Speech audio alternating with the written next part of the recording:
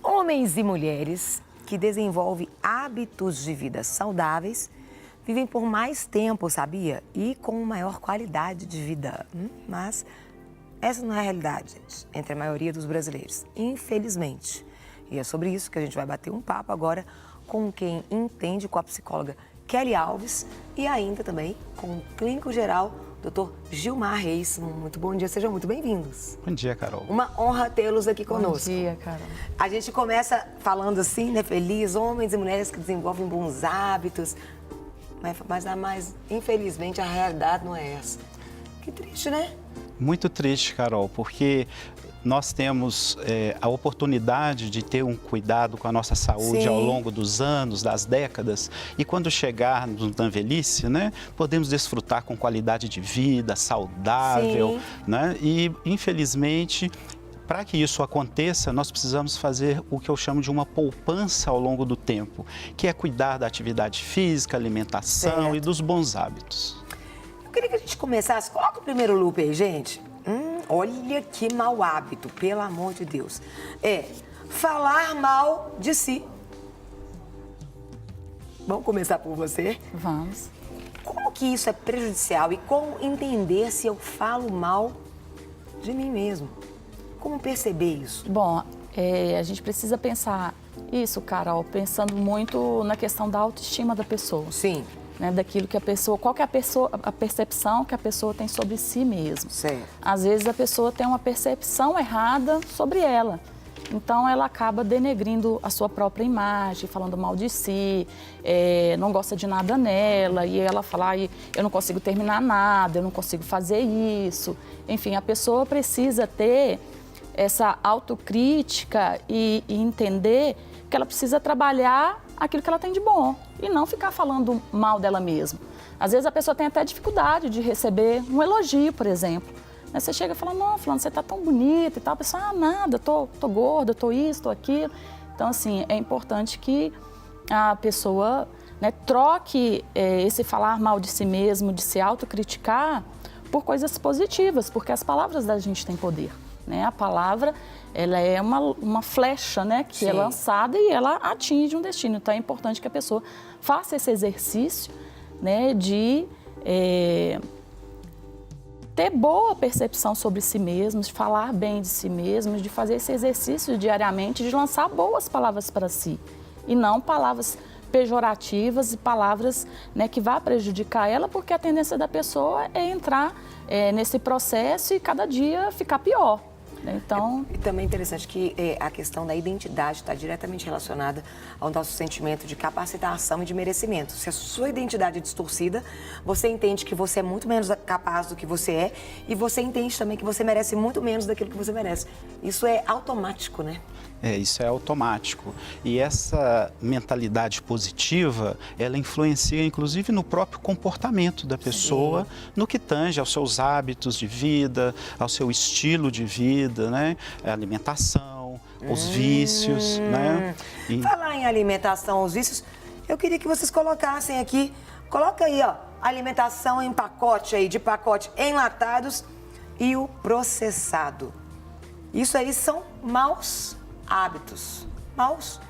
Isso é uma coisa que a gente tem falado tanto, o ideal é descascar. Não, você descascar ao invés de você abrir. É verdade, doutor? É verdade. Se você pegar e fazer um dia gástrico, o que é o dia gástrico? Tudo que nós alimentamos durante o dia. Nós vamos ficar assustados ao observar que 90% ou mais do que nós alimentamos, de alguma forma, é um alimento processado, não é um alimento natural. Isso é algo, como a gente está falando aqui de maus hábitos, essa correria, esse descuido, quando eu entendo que o meu valor é menor, eu como qualquer coisa também. Isso está diretamente relacionado com isso também. Tá, aos maus hábitos, né? Que eles podem ser, na verdade, eles são adquiridos, sejam eles bons ou ruins, né? Então é importante que a pessoa avalie, isso que o doutor falou, né? O que eu estou comendo. Claro que existe essa questão da praticidade, por exemplo, de um enlatado. Né? Para você, por exemplo, a gente tem uma lata de milho. Poder comprar um milho, para cozinhar um milho, para poder tirar aquele milho, enfim, para ser uma coisa mais saudável, dá um trabalho. há um preço a se pagar pelos bons hábitos. Mas é importante que a pessoa saiba que ela vai ganhar ao longo prazo, né, qualidade de vida, vai ganhar saúde, enfim, ela vai estender aí o seu tempo de vida se ela inserir na sua rotina, né, os bons hábitos. Sim. Kelly, olha esse próximo aí. Quando a gente fala aí, maus hábitos emocionais, não estabelecer vínculos. Cada um no seu quadrado, né? As pessoas têm andado, às vezes, diferença entre solitude e solidão, né? A solidão é um problema quando você não quer os vínculos. Solitude é algo saudável. Vamos falar um pouquinho sobre isso, porque realmente, quando a gente só fica na nossa rede social, você vai perdendo essa força do vínculo, porque eu não tenho contato com a pessoa, né? Tudo muito virtual. Nós não somos seres que fomos criados para vivermos sozinhos, né? Nós somos seres coletivos em todos os âmbitos, né? No seio familiar, a gente depende do outro, no trabalho, nas nossas relações sociais. E a pessoa, quando ela se isola, normalmente, quando a gente está trabalhando com algum paciente em processo de isolamento, geralmente ele desenvolve algum tipo de doença. Sim. Né? Então a pessoa vai para uma depressão, vai para algum tipo de transtorno.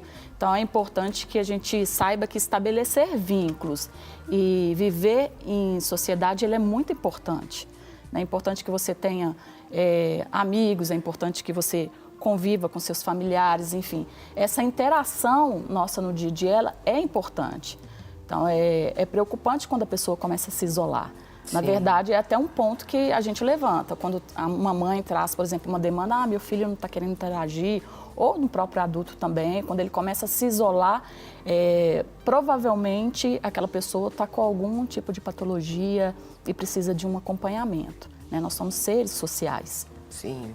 E eu quero que você se relacione aqui conosco, manda sua pergunta, 319-8402-9756. Quais são aí, às vezes, os seus maus hábitos? Manda para cá, para a gente poder te ajudar a ressignificar esses maus hábitos também. Tem até uma participação aqui lá de Tocantins, pastor Roberto. Deus abençoe, pastor, grandemente. É interessante que também tem um outro mau hábito aí, vamos falar sobre esse hábitos físicos, que é não beber água. Tem gente, doutor, que acaba, eu tomo suco, eu tomo tudo, mas eu não tomo água. Exatamente, né? A água é o nosso principal líquido, né, que a gente deve ingerir. Nós precisamos em torno de 1,5 litro a 2,5 litros, até 3 litros de água por dia, Sim. dependendo do peso corporal da pessoa, do clima, né? Igual esse clima quente e seco, igual nós estamos presenciando. Sim. Agora já na transição para um clima mais úmido, mas mesmo assim a gente demanda muito líquido. E nós temos populações que são muito vulneráveis em relação à ingestão de líquidos, como as crianças, né? Quanto menor, mais vulnerável é a deprivação de água, e os nossos idosos que perdem aquela capacidade Sim. de se autorregular na ingestão de líquidos. E como que nós autorregulamos? Através da sede. Então, a sede é o nosso principal sinal, onde o organismo está falando, oi, eu estou precisando de líquidos. O ideal seria a gente nem ter sede. O ideal é que a gente, na hora que começa a ter aquela boca mais seca, aquela sensação de vontade de sede, né? Na hora que começa, sim, a gente já ingerir líquidos, né? Porque é o sinal onde o organismo está mostrando essa necessidade. Agora, tem mau hábito emocional? Tem. A gente já falou alguns aqui. Vamos falar sobre sobrecargas de tarefas ou funções. Ninguém tem isso, gente. Ninguém passa por isso. Vamos lá.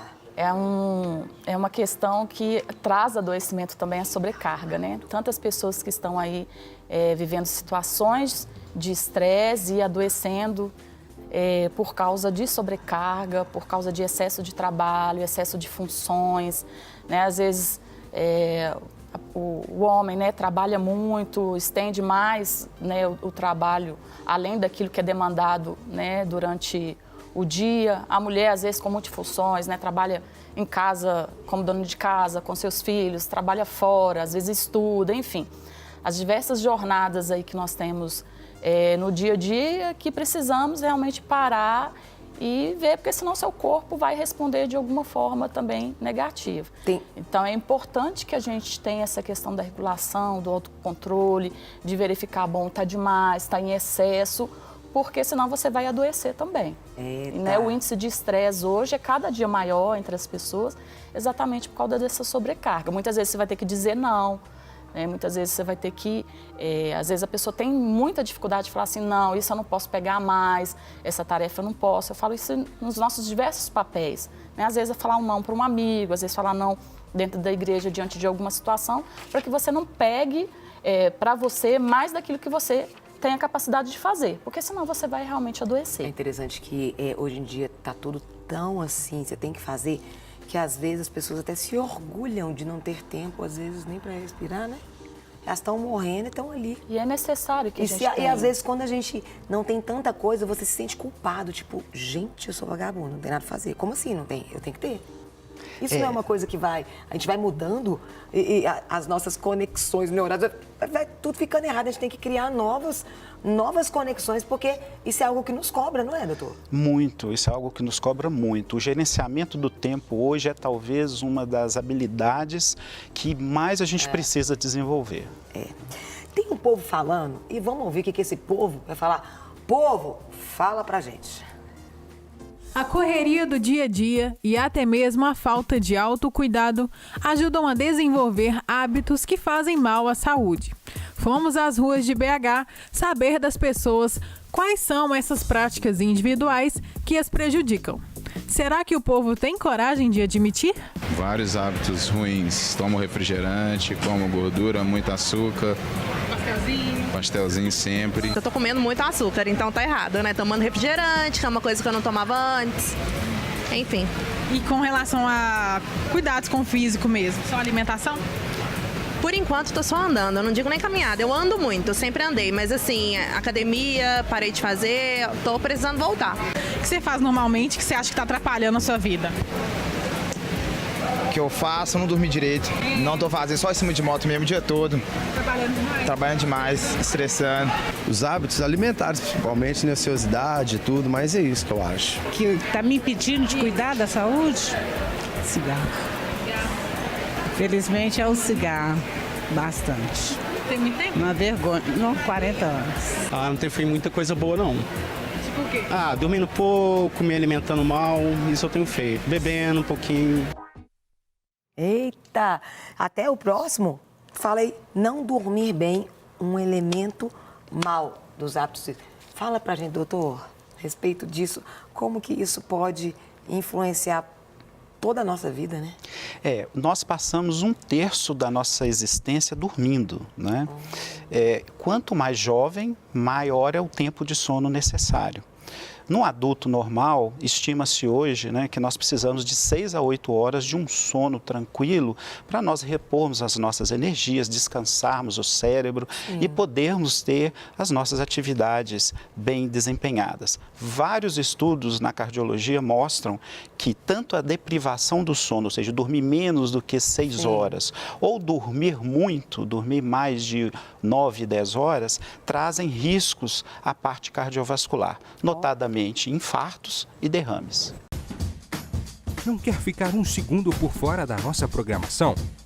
Agora você pode nos acompanhar através das plataformas digitais. Não perca tempo, acesse, curta e siga-nos. Fique por dentro de tudo o que acontece por aqui. Rede Super, inspirando você.